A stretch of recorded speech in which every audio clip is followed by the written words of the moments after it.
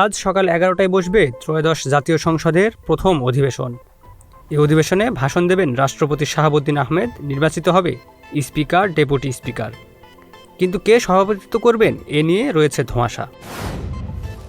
Dengue ও chikungunya থেকে রক্ষা পেতে প্রতিরোধমূলক ব্যবস্থা গ্রহণের উদ্দেশ্যে দেশবাসীর প্রতি প্রধানমন্ত্রী তারেক রহমানের আহ্বান। ইরান নিশ্চিহ্ন হওয়ার পথে এগিয়ে যাচ্ছে, বললেন ট্রাম্প। যুদ্ধের কেন্দ্র এখন হরমুজ প্রণালী।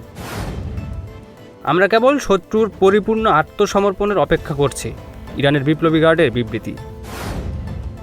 ইসরায়েলে 100টি ক্ষেপণাস্ত্র নিক্ষেপ করেছে হিজবুল্লাহ। ইরান চায় যুদ্ধ দীর্ঘায়িত করতে, যুক্তরাষ্ট্র চায় সমাপ্তি। এবার সরাসরি ক্যালিফোর্নিয়ায় হামলার পরিকল্পনা ইরানের।